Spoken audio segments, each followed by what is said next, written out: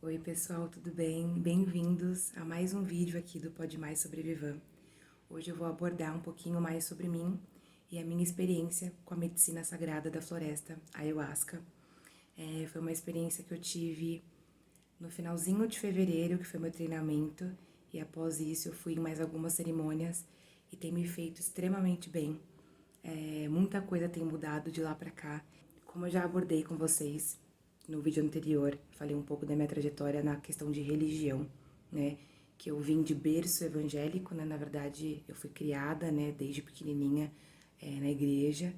E logo depois, com uns 15, 16 anos, eu comecei o meu processo de procurar mesmo o que me fazia bem e procurar aquilo que fazia sentido pra mim, devido a muitas coisas que eu enfrentei na igreja evangélica, que foi onde eu vivi boa parte da minha vida. Coisas que eu não concordava, que me machucavam muito. Inclusive, no vídeo anterior, eu recebi muitas mensagens de pessoas que frequentaram a igreja dos meus pais, que eu citei no vídeo, e também que frequentavam a igreja que eu fui durante anos, né? Que eu frequentei durante anos com os meus pais, com os meus irmãos. E pessoas que relataram até questão de traumas que tem de igreja até hoje, nunca mais conseguiram buscar nada relacionado a Deus, porque se frustrou com o ser humano, né? Porque o ser humano ele é falho e as pessoas acabam associando o que as pessoas da igreja fazem com Deus, né? Infelizmente. E depois de todo esse processo, a minha mãe buscou o xamanismo. Foi uma coisa que fez muito sentido para ela. Ela começou a ir mais fundo no xamanismo e a entender cada coisinha que eles abordavam lá, e começou a fazer muito sentido para ela, né? Onde já se imaginou, né? Ela era bispa da igreja que ela tinha fundado com meu pai. E é uma coisa que as pessoas vendo hoje ficam até um pouco assustadas, né? Como que uma bispa vai buscar o xamanismo.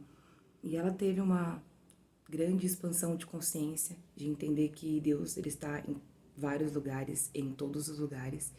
E ela começou a procurar essa questão do xamanismo, que não é uma religião, né? É uma filosofia. E ela começou a fazer cursos, entender um pouquinho mais do que se tratava. E com isso, ela começou a se interessar mais pela ayahuasca, né? Quis conhecer mais. Eu já tinha amigos que já tinham consagrado a ayahuasca antes. Inclusive, um grande amigo meu, ele já tinha consagrado, ele sempre me chamava para consagrar com ele.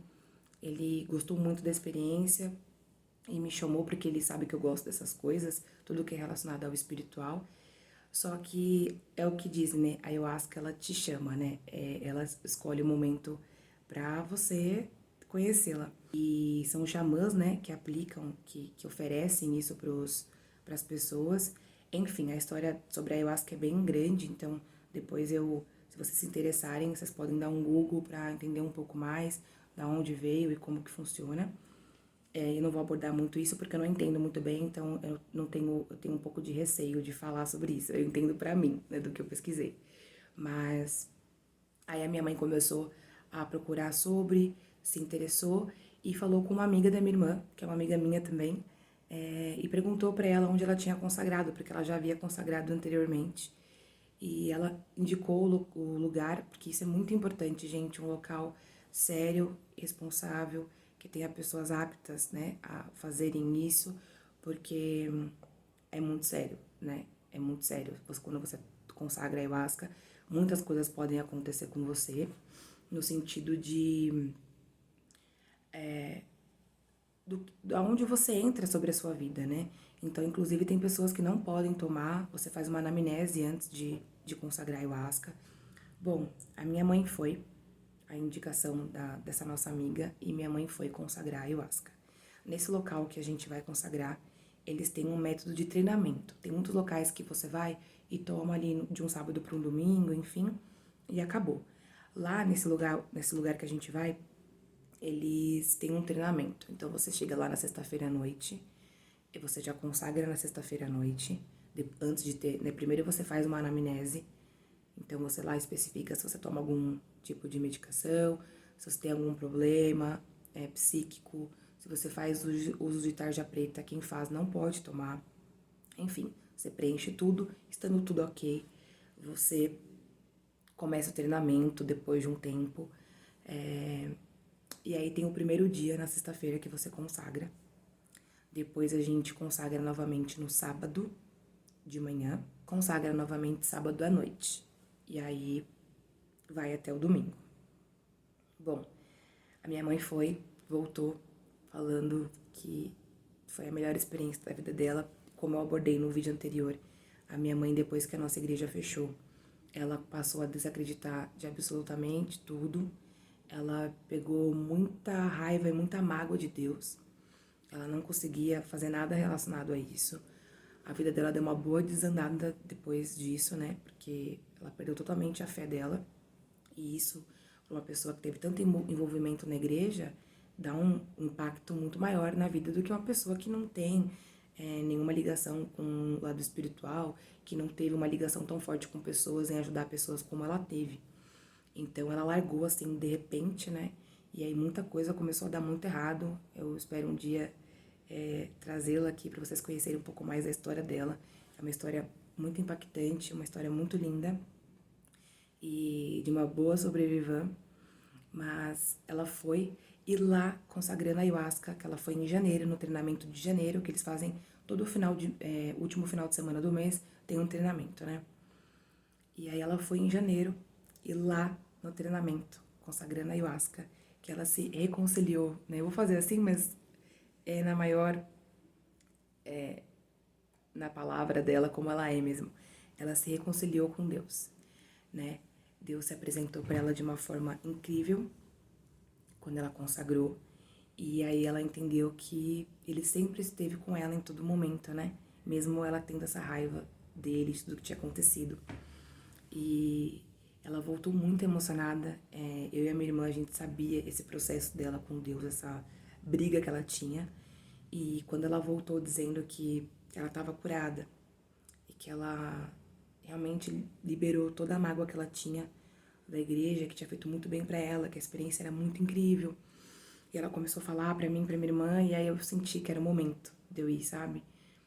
Porque foi tão grande o que essa medicina fez com ela, que eu falei, poxa, por que não, né? Ainda mais no lugar que a minha mãe foi, né? Então eu senti muita vontade de ir. E vale lembrar que quando esse meu grande amigo me chamava pra consagrar com ele no lugar que ele vai, nunca batia o final de semana, né? Porque eu tenho a guarda compartilhada com o pai dos meus filhos, né? E então sempre no final de semana que ele ia consagrar, era o final de semana que eu estava com os meus filhos. E aí, quando teve treinamento em fevereiro agora, era justamente o final de semana que os meus filhos iriam estar com o pai deles. Eu falei, não, é pra eu ir mesmo, tipo, não ia precisar pedir pra ninguém ficar com os meus filhos, eu não ia pedir nada pra ninguém, que é uma coisa que eu tenho um pouco de... Eu até peço e tal, mas eu fico um pouco receosa. E aí eu falei, não, é a deixa, sabe? É um lugar que a minha mãe tá indo, é um lugar que ela se curou de algo que, poxa, era tão importante pra ela. E no final de semana que eu vou estar tranquila, sem os meus filhos, eu falei, não, eu vou. E aí fomos eu, a minha irmã e o meu cunhado pra fazer o treinamento, né? E a minha mãe foi como voluntária, porque lá também é muito importante isso. Lá, quando as pessoas vão pro treinamento, quem já fez o treinamento antes e participa das cerimônias e tudo mais, as pessoas vão como voluntários. Então, assim, quando a gente consagra a medicina, a gente fica consciente do que a gente está fazendo. Tudo que eu faço, eu lembro. Absolutamente tudo. Você tem essa consciência de levantar, de ir no banheiro, de tomar água. Não é como uma droga que você usa e você fica fora do seu corpo e depois você não lembra de nada. Não é. Você entra mesmo em um estado totalmente você entra na sua consciência total, mas você consegue perceber o que está acontecendo à sua volta, você consegue tudo, assim, é um estado bem de, você fica consciente ali a todo momento. Só que, óbvio que as pessoas estão tomando pela primeira vez um treinamento, a grande maioria delas, e às vezes você precisa ir no banheiro, está um pouco tonto, se a sua pressão cai um pouquinho, sempre tem alguém ali, além das pessoas que fundaram, né, o espaço ali, o ambiente, que estão sempre ali atentos. Também tem os voluntários que te ajudam a ir no banheiro, a tomar uma água, a pegar um papel, se você precisar, só levanta a mão, eles vêm com um papel pra você, enfim. As pessoas ficam ali dando suporte mesmo pra você, pegando seu baldezinho, porque quando você consagra, você, de alguma forma, você tem que liberar, né, o que tá de ruim dentro de você. Então você acaba expurgando, né? E você pode eliminar e se libertar fazer essa limpeza de diversas formas, né? Então, ou você pode vomitar, diarreia, bocejo, risada, choro. Então, tem esses meios de você se limpar, de fazer sua limpeza ali. Então, as pessoas também ficam, cada um fica com o seu baldinho, né? E aí as pessoas que estão de voluntário te ajudam, né? Você ir lavar seu balde e tal. Nós fomos, eu, a minha irmã, meu cunhado e a minha mãe foi de voluntária. E, gente, assim, foi uma experiência, foi a melhor experiência. A minha mãe não é de falar muito. Ela é bem. Ela tá começando a falar mais agora, mas ela é bem. Ela poupa bastante as palavras dela. Acho que ela, como ela foi muitos anos pastora, falou muito, acho que ela deu uma cansada, brincadeira. Mas ela não é muito de interagir, sabe? Você conversa com ela ali, ela fala. Agora ela tá falando bastante que ela tem o que falar, assim, ela tá cheia de conteúdo, de coisa. Mas no geral ela não é muito de falar, não. E mesmo ela contando a experiência dela, ela não contou com grandes detalhes. Ela só falou dessa cura dela e de como foi importante e alguns sintomas que ela teve físicos. Mas assim, só, ela não abordou muito. Eu e a minha irmã, a gente fala tudo nos mínimos detalhes. Quando a gente chegou lá, ainda demorou, porque a gente foi num feriado de carnaval, então eles deram uma brecha, né, porque geralmente começa às 10 horas a cerimônia, e nesse dia começou meia-noite, então a gente tinha chegado super cedo lá, então a gente conseguiu ainda descansar, conversou com umas pessoas que estavam lá e dormiu. A gente dormiu bastante até chegar a hora da cerimônia. E aí, quando a gente chegou lá, entrou na oca, tomamos a primeira dose. Consagramos a primeira dose. E assim, a minha irmã estava do meu lado. Quando a gente tomou a primeira dose, demora um pouquinho, né, pra fazer o efeito. Mais ou menos ali de 20 a 30 minutos. E aí a gente tomou, consagrou, e aí não vinha nada, e eu ficava pensando, nossa, mas e agora, né? Será que é isso? Tipo, eu não vou sentir nada, mas tudo bem, deixa fluir.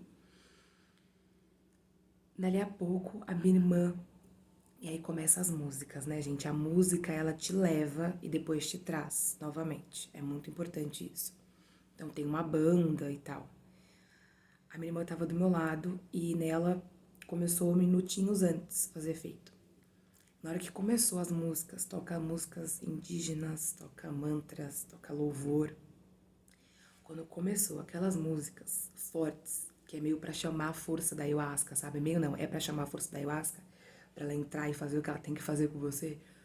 A minha irmã levantou e falou, chamou a voluntária e falou, eu quero ir embora. Eu quero ir embora, não, eu sei que eu já tinha lido sobre e tal, mas eu quero ir embora, eu não quero mais. E eu, a vida inteira, eu me espelhei muito na minha irmã, em diversas situações, assim, sabe? A minha irmã teve uma fase meio emo dela. E, gente, eu adorava rock e tal. Só que não tanto que nem a minha irmã. A minha irmã até hoje é o estilo dela. Foi uma época da minha vida eu quis ser emo também, porque a minha irmã era, entendeu? Então eu sempre tive esse negócio, a irmã mais velha, né? Então, assim, eu sempre fui meio que na onda dela em algumas coisas, não em tudo, mas em algumas coisas assim. Quando eu vi que ela levantou e pediu pra ir embora, eu falei, eu também vou embora, minha irmã tá indo embora, eu vou embora. Só que não tem como você ir embora, não existe isso lá. E ela levantou, chamou a voluntária e falou, eu sei que era assim e tal, mas eu não quero. Aí na hora eu já levantei também e falei, eu também sei que é assim, eu já tinha visto sobre e tal, mas eu também quero ir embora. Aí os voluntários também são treinados pra isso, né? Porque a primeira vez você fica com medo. Então, ela falou, aí a voluntária falou, senta, calma, né? Respira, tal. Aí, beleza. Aí eu falei, meu, eu tô aqui. Eu vou deixar acontecer o que tiver que acontecer. E aí eu comecei meu processo. Na minha vida, eu sempre tive problemas com relacionamentos, né?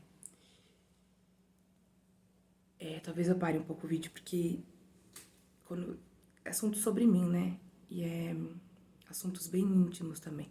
Mas eu vou abordar de forma ampla aqui para também não me expor muito. Eu sempre tive problemas com relacionamento.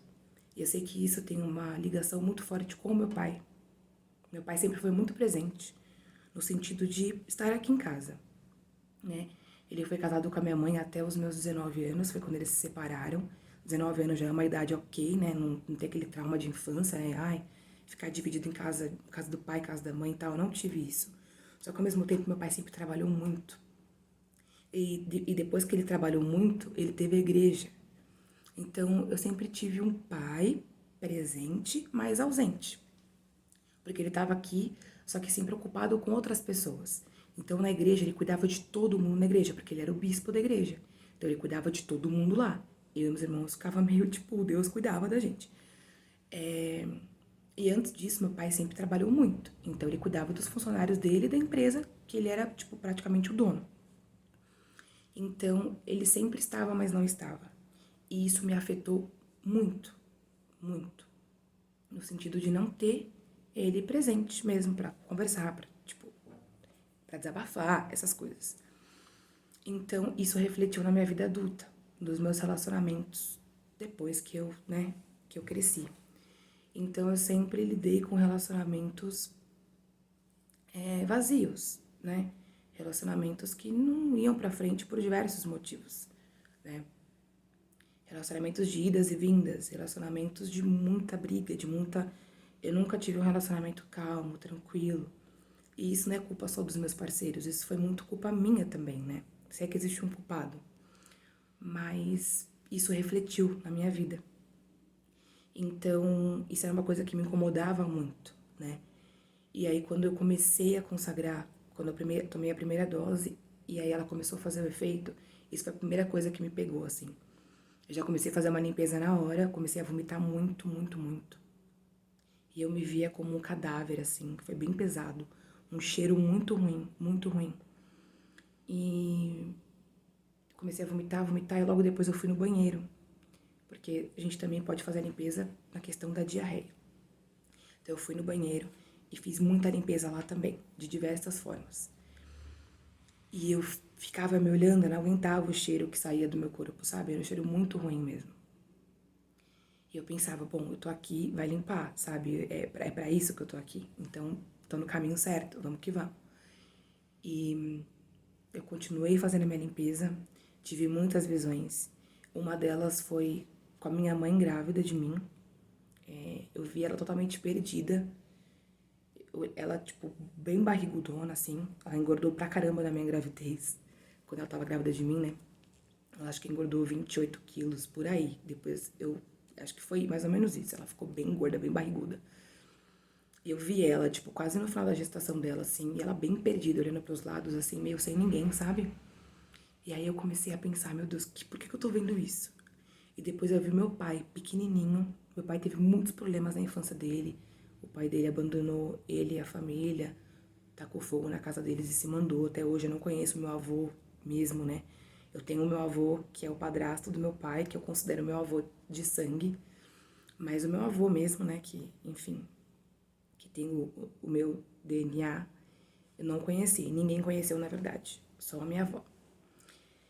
Então, meu pai sempre teve muito problema com essa questão da família dele. E eu vi o meu pai bem pequenininho, lá onde ele morava. Ele morava em Januária, tipo, interiorzão, assim, de Minas. E eu vi ele numa beira de um lago, assim, sozinho, chorando, assim. Ele tinha mais ou menos uns 4 anos. E aí aquilo Nossa, eu comecei a chorar, chorar, chorar.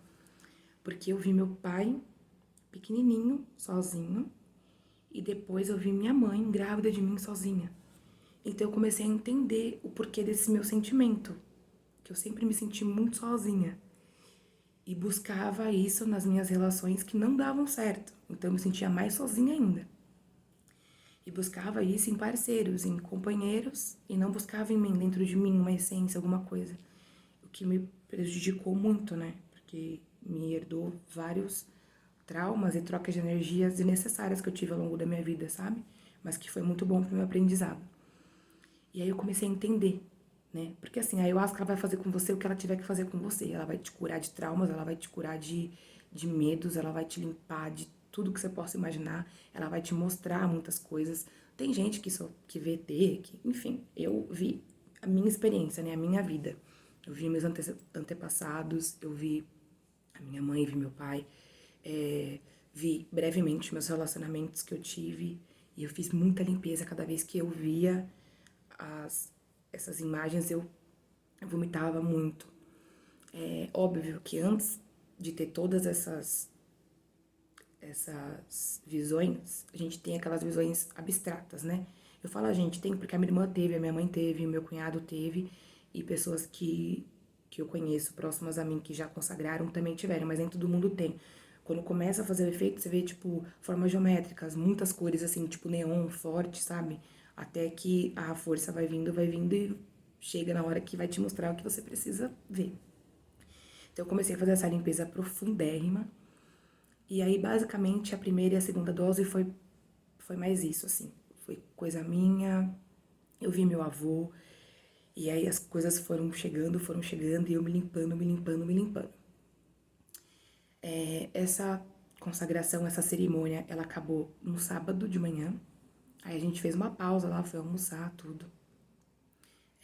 Tomar água, dar uma relaxada, pensar, conversar com as pessoas que estão ali e descansar, né? Tem camas lá, a gente dorme. E depois, à tarde, começou a outra cerimônia. Gente, assim, foi incrivelmente incrível. No sábado foi uma sensação de renascimento mesmo, uma sensação linda.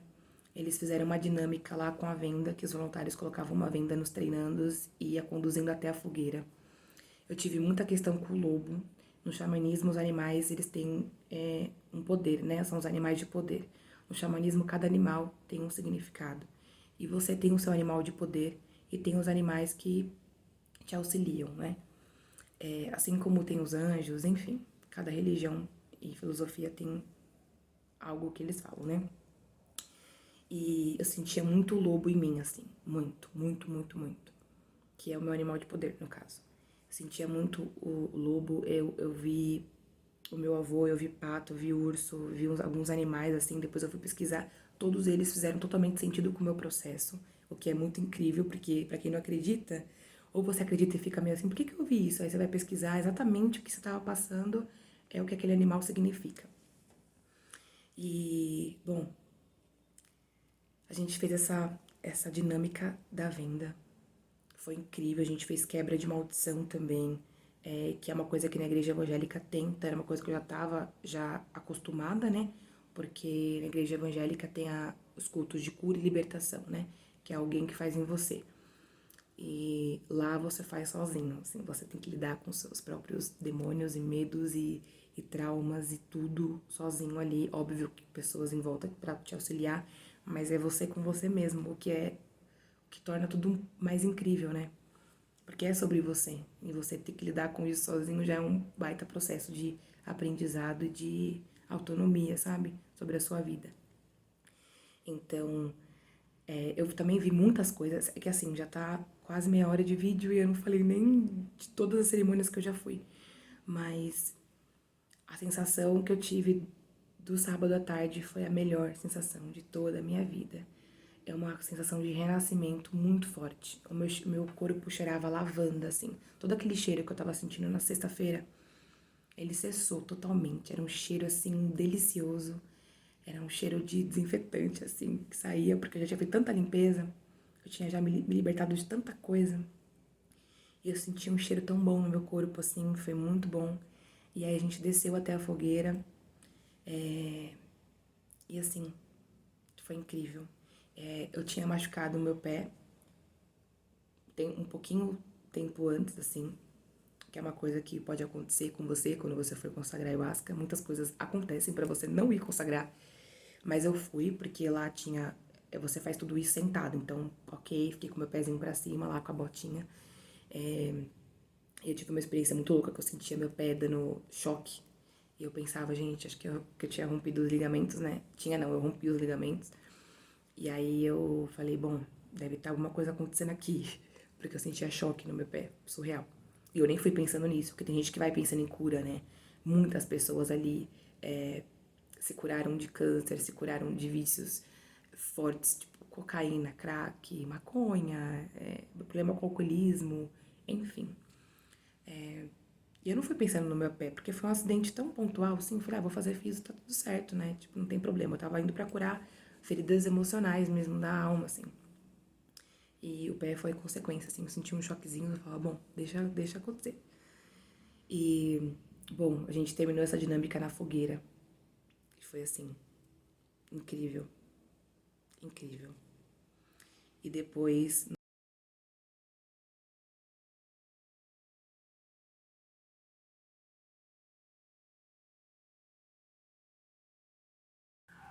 eu já tinha finalizado o vídeo e misteriosamente o arquivo corrompeu. Então eu vou dar continuidade da onde parou ele. Bom, então eu não fui lá pensando nessa questão do meu pé, mas foi uma consequência que foi acontecendo ali. E eu fui deixando acontecer. Ela tá aqui já, né? Eu fui lá procurar outras questões, né, que me machucavam, que me feriam. Então eu fui deixando rolar.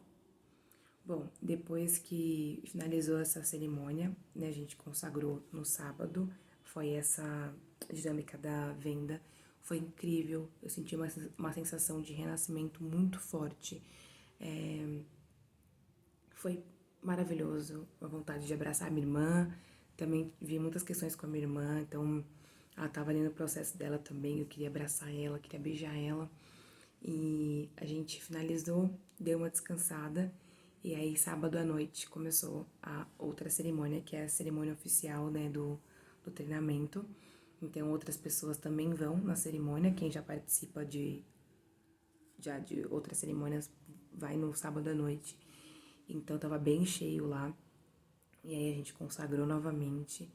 E o meu treinamento, ele foi basicamente... É que se eu for relatar cada coisinha, o vídeo vai ficar de 2 horas. Mas o meu treinamento foi cura, libertação e renascimento, assim. Foi isso. Foi muito forte isso em mim, assim. De tudo que eu senti, de tudo que eu vi e das sensações que eu tive no meu próprio corpo, assim, né? De questão de cheiro, de eliminar, de me limpar, enfim, de expurgar tudo. Depois, no outro final de semana, foi a cerimônia da elevação. Essa cerimônia é muito importante porque na cerimônia que a gente vai, no treinamento, a gente abre um portal, né? No mundo espiritual, a gente expande a nossa consciência, enfim. E durante a semana a gente tem muitos insights. Então, assim, por exemplo, no treinamento, tem uma oração muito forte, né? Que a Josi, que é uma das fundadoras, ela faz uma oração ao longo do processo todo. E ela tem muito forte o arcanjo São Miguel, muito forte, muito forte. E é muito pesado, assim, tanto as músicas dele, a oração, tudo. E tem uma oração que ela faz, do arcanjo São Miguel, que é de quebra de maldição.